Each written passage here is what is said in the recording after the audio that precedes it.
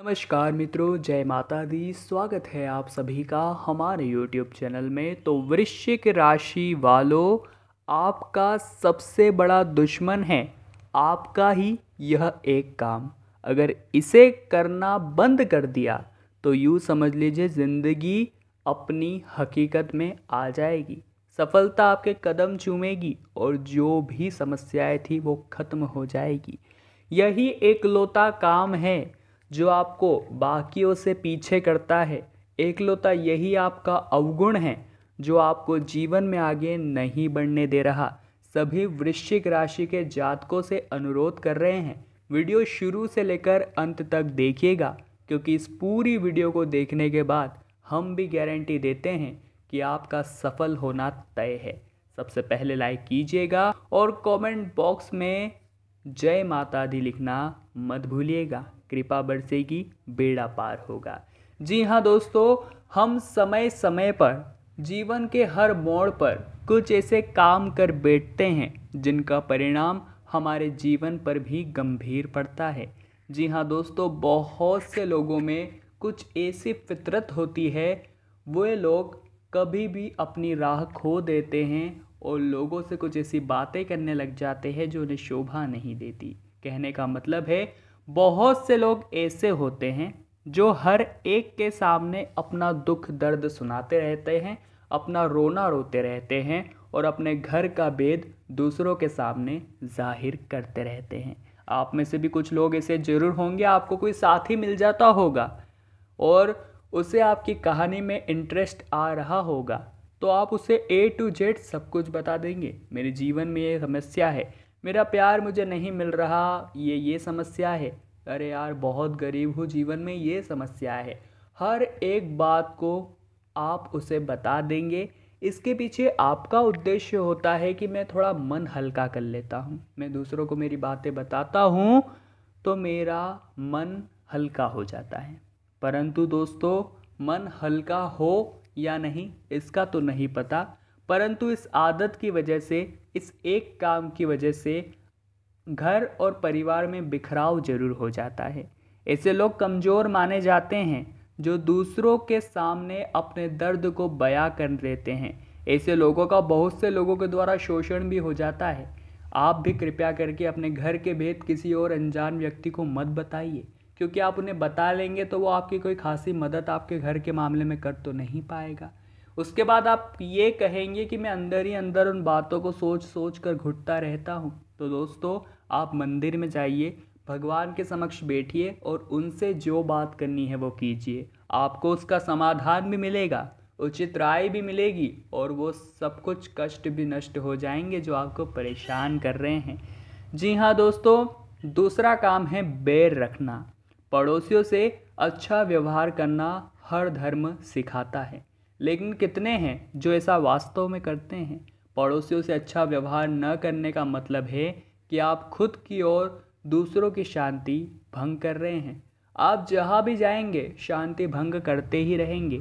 ऐसे लोग हमेशा यही सोचते रहते हैं कि शांति भंग करने वाला मैं नहीं बल्कि पड़ोसी ही है, यह जाएगा तभी जीवन में शांति आएगी।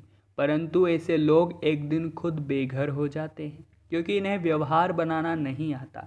इन्हें केवल दूसरों से बैर करना आता है, जिसके बलबूते पर ये सभी से मान सम्मान खो देते हैं। इनकी कोई इज्जत नहीं करता। धीरे धीरे चारों ओर से इनका नाम मिटने लगता है। तो अगर आप में भी ये आदत है कि आप अपना जो गलती का भार है वो किसी और पर डालते हैं या अपने पड़ोसियों के साथ गलत व्यवहार करते हैं, तो तुरंत आपका यह काम बंद कर दीजिए, क्योंकि यही आपका सबसे बड़ा दुश्मन है। जी हाँ दोस्तों, बहुत से लोग निंदा किए बिना नहीं मानते। तीसरा काम है निंदा। जी हाँ दोस्तों, किसी न किसी के बारे में अपनी राय कायम कर उसकी तारीफ या निंदा करने लग जाते हैं, जो कि एक सामाजिक बुराई है। कुछ लोग तो एक दो मुलाकात में ही किसी के बारे में अपनी राय कायम कर भाषण देने लग जाते हैं। सबसे पहले तो कोई कैसा है, सब भगवान की अलग अलग कृतियाँ हैं। हम किसी में दोष नहीं निकाल सकते। जो जिसके साथ आया है वो उस हिसाब से ही अपना जीवन निर्वाह करेगा। अरे हम कौन होते हैं उसके जीवन में दखलंदाजी करने वाले, वो जैसे चाहें उसका जीवन जिए। अगर कोई हमें 2 मिनट के लिए टोक दे तो हमारी मानसिक दशा क्या हो जाती है कि इसने मुझे आखिर टोक कैसे दिया, इसने मुझे आखिर मेरी गलती का एहसास कैसे करवा दिया। इसीलिए दोस्तों, निंदा करना बहुत गलत बात है। हमें कभी किसी की बुराई नहीं करनी है, और यह एक काम हमेशा हमारे लिए दुश्मन बनता है, हमेशा हमारी सफलता में यह रोड़े बना देता है, क्योंकि हम सफल नहीं होते, हम केवल दूसरों से जलते हैं, और उस जलन के बीच हम उसकी सफलता से सीख लेना ही भूल जाते हैं।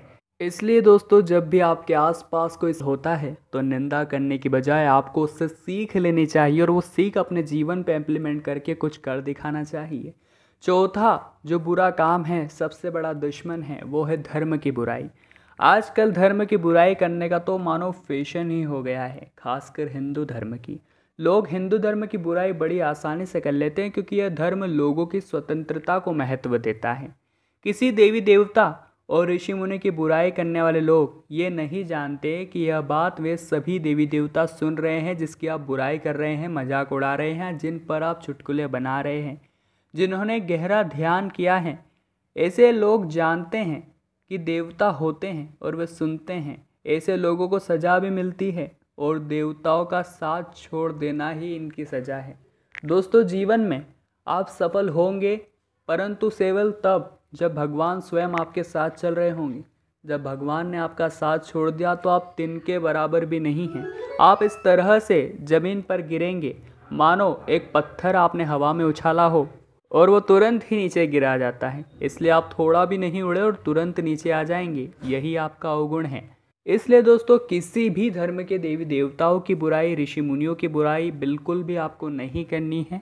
यह आपको शोभनीय नहीं कहलाएगा। साथ ही में आपको जो उसकी सजा लेगी वो वास्तव में अनप्रेडिक्टेबल होगी, सोच से परी होगी, इतनी खतरनाक होगी कि आप भी हैरान रह जाएंगे। गरुड़ पुराण में इन बातों के बारे में बहुत ही अच्छे विस्तार से बताया है। कभी टाइम निकाल के सुनिएगा, आपके सारा घमंड दूर हो जाएगा, आपके सारे जो मन में संशय थे वो समाप्त हो जाएंगे। जी हाँ, 5वां जो सबसे बेकार काम है, सबसे बड़ा दुश्मन है आपका, वो है लालच। लाखों लोग ऐसे होते हैं जो दूसरों का धन हड़पने की इच्छा रखते हैं या हड़प भी लेते हैं। लाखों लोग ऐसे भी हैं जो दूसरों का हक मारते रहते हैं। यहाँ तक तो ठीक है, लेकिन अब उन लोगों की संख्या भी बढ़ती जा रही है जो दूसरों के विचारों को चुराते हैं, दूसरों की योजनाओं को चुराते हैं और खुद का बताकर प्रस्तुत कर देते हैं। दूसरों का आइडिया चुरा कर खुद का आइडिया बताते हैं। इस तरह का प्रयास धर्म में निषिद्ध कर्म कहा गया है, जिस पर उस व्यक्ति का कोई हक नहीं है, केवल उसने उस दूसरे व्यक्ति के साथ दगाबाजी की है। और धर्म में, शास्त्रों में इसे बहुत ही बड़ा पाप बताया गया है। हमें कभी भी किसी और का हक नहीं मानना चाहिए। इंसान को मेहनत करके खुद के दम पर कुछ प्राप्त करना चाहिए, या अपना दिमाग लगाकर अपने बुद्धि के बल पर उसे कुछ प्राप्त करना चाहिए। अगर आप इस तरह से दूसरों का धन हड़पेंगे, इस तरह से आप जीवन में गलतियां करेंगे तो सफल तो नहीं होंगे, परंतु दोस्तों हमेशा असफलता आपके कदमों में रहेगी। और अगर सफल होना चाहते हैं तो ये लालच वाला भाव अपने जीवन से, जो सबसे बड़ा दुश्मन है आपका, उससे पहले ख़त्म कर दीजिए।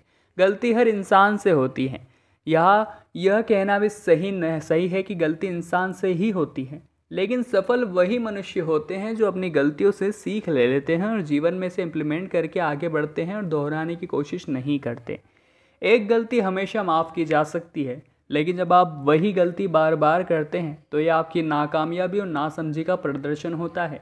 वैसे तो हर गलती में हमें कुछ ना कुछ सीख सिखाती है, लेकिन उनमें से कुछ ऐसी भी है जिन्हें अगर हमने कुछ सीख लिया तो यह हमारे लिए बेहतर या बहुत अच्छी साबित हो सकती है। एक असफलता, एक सफलता कभी भी आपके भविष्य का निर्धारण नहीं कर सकती। इसलिए एक बार हार मान लेने से, एक बार हार मिलने से, अगर आप अपने सपने देखना छोड़ देते हैं, तो अपने सपनों के पीछे अगर आप भागना छोड़ देते हैं, तो यह आपके जीवन की ऐसी गलती है जो सिवाय पछतावे के आपको और कुछ भी नहीं देगी।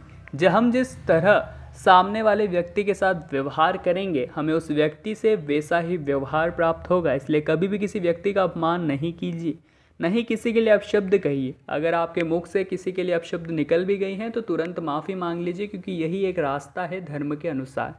भगवान ने हमें भेजा है तो केवल उनकी भक्ति करने के लिए। अदर हमें कोई भी काम में इंटरेस्ट नहीं दिखाना चाहिए। भगवत भजन में डूब जाइए। केवल एक यही रास्ता है जिससे आप भगवान को प्राप्त कर सकते हैं और ज़िंदगी के हर मोड़ पर सफल हो सकते हैं। तो वृश्चिक राशि वालों, आज की वीडियो में बात की वो एक कौन सा काम है जो आपका सबसे बड़ा दुश्मन है। पसंद आई हो तो लाइक कीजिएगा, कमेंट बॉक्स में जय माता दी लिखकर चैनल को सब्सक्राइब करके बेल आइकन को प्रेस कर लीजिएगा। अभी के लिए आप सभी को बहुत बहुत धन्यवाद।